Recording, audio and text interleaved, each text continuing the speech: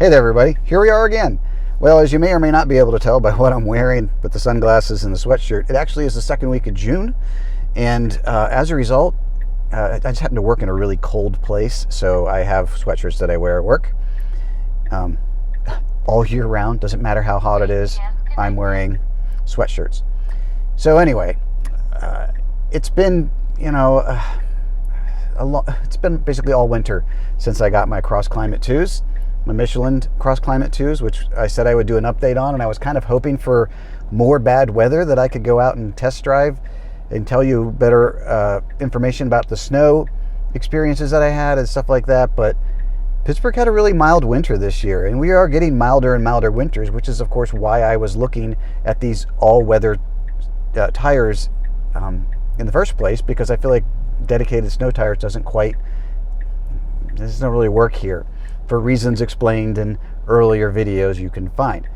And then recently I came across from a friend for dedicated snow tires, so I will be running the actual snow tires on his old wheels this coming winter. So I don't know that I'm going to have any update in really severe weather, snowstorms, regarding the Michelin Cross Climate 2s anyway, because I probably will run the actual snow tires.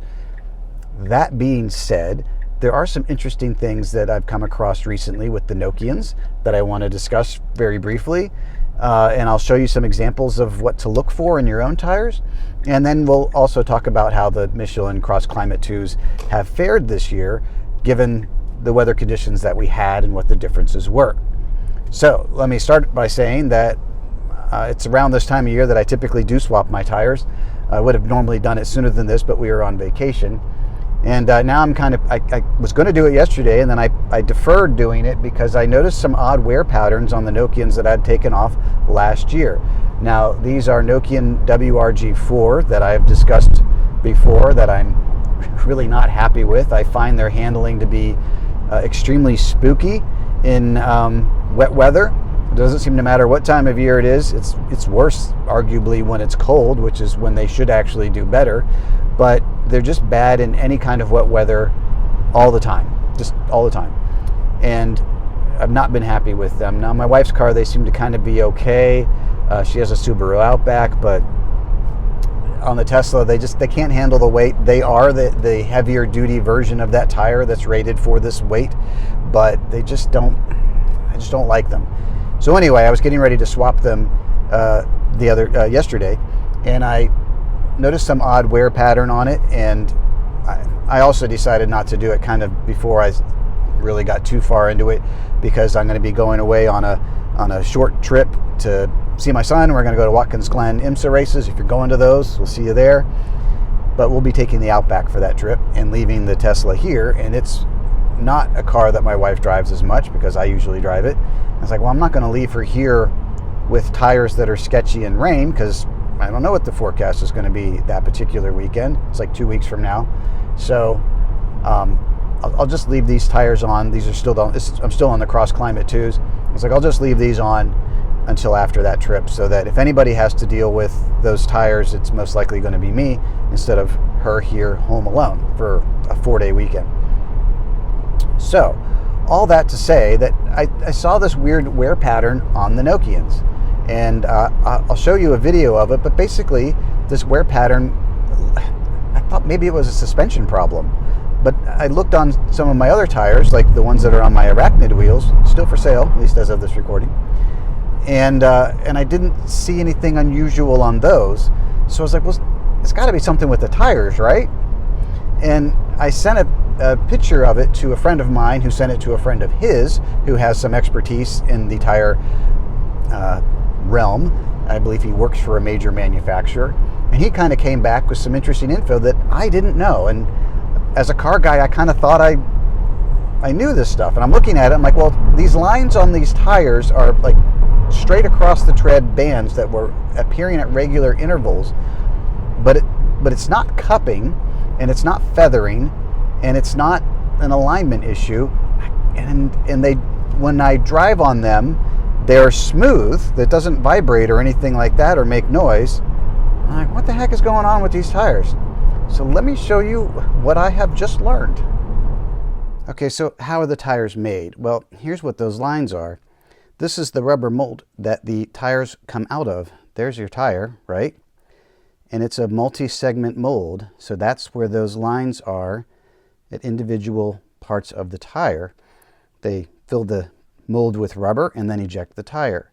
But as a result, you could end up with gaps between the tread depending on how, we'll say disciplined. How disciplined are they in manufacturing those tires?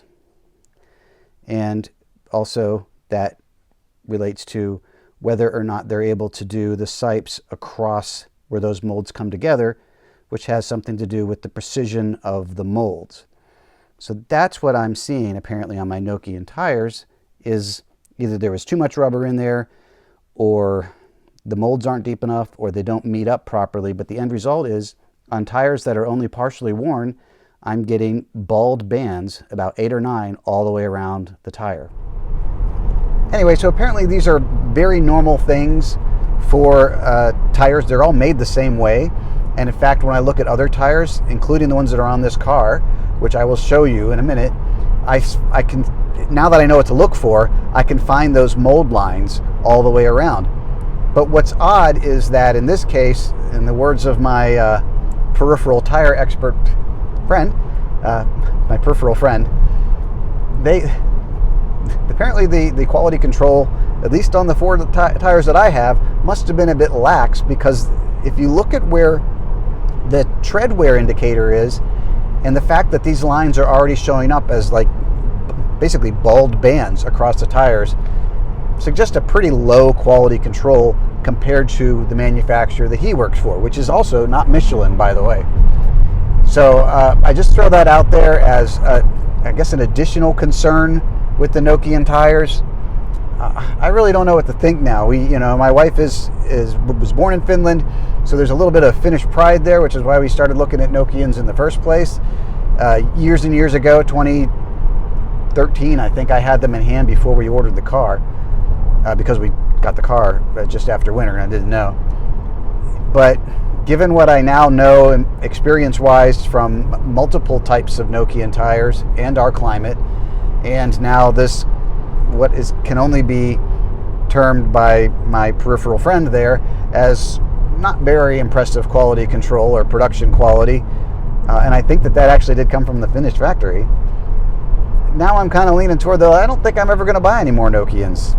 And I was pretty hard there to begin with after the experience I had with these Cross Climate 2s. First of all, let me show you what I'm talking about and how it looks like on the Michelins. Okay, so I mentioned that you could see those same mold lines on the Michelin tires, and here we go, coming around. There's one. It's easier to see when the light is held obliquely. There's one, and that one's actually really easy to see, right? Continuing around. There's another one. And so you see that these appear at these regular intervals, and that's how the tires are made. Now, what the real question is how the pattern may or may not be interrupted. Look how cleanly that pattern comes together there, and whether or not things like the sipes go all the way down. And I think that is the question that I have with the Nokian tires. But these tires have been fantastic so far. Okay, so here are the Nokian tires. And if you have the light obliquely, you can see where those molds are. But actually, you don't even have to do that. Apparently on these tires, I can just look at the tread. And let me show you what I mean. First of all, I want you to see the tread depth on this tire, just to give you a sense of like where we're at tread depth wise. I don't have my gauge with me, but if I had to guess, I'd say that's probably about 5 or 6 30 seconds, somewhere in there. They got a bit of life left in them. But here's what I want you to, here's the wear pattern that I noticed, is if I look at the tire, you see that line there? I'm trying to like hold the light and demonstrate. See that band? And then we come over just a little bit farther. There's another band. See that band that goes all the way across the tire? I was like, what is going on with that? I go a little farther, and there's another one. See it? But they happen to line up with those mold lines, which are probably really hard to see. We're looking right about here. It's a little difficult to see it. but you can kind of catch it right in that area. See that little shadow? That side sipe there is where it kind of shows up most prominently. Here you can kind of see it. So those are the mold lines from when the tread was made, and they leave out the sipes. So you have these little bald bands on the tire, and that was a tire that's been rotated multiple times, different ends of the car. Same thing on this tire. And if I can catch the light, you see the mold line in that side sipe right here? And it's in line with where that wear band, well, it's not a wear band. And again, these are tires that have quite a bit of tread on them still, right? We go around, here's another one. So that was the weird wear that I was noticing. And apparently, according to my peripheral tire expert friend, that is from, well, we'll just call it a slightly less disciplined manufacturing process than would be ideal. All right, so all that being said, what do I really think about it? I will say that these Cross Climates have been on this car for about 5,000 miles. I was going to need to rotate them anyway, but I will put the Nokians on because I want to, I don't like leaving meat on the bone, and I'm going to suffer through and hoon it a bit when it's dry, and basically try to wear these tires out, the Nokians out, so that when I get to the fall, I'll put the Cross Climates back on for the interim month or two, and then when we hit the real snowy time of year in Pittsburgh, which is, I think, January, 28th or whatever. I think we only had one storm this past year. But I'll put on the dedicated snow tires that I got from my friend. They're the Pirelli Soda Zeros, something like that, and I'll run those, and then go back to the Cross Climates. And by then, hopefully, I will have replaced the Nokians with a new set of Cross Climate 2s, and then and also hope to sell the Arachnids. I have 4 sets of wheels now for this car. I don't know how this keeps happening.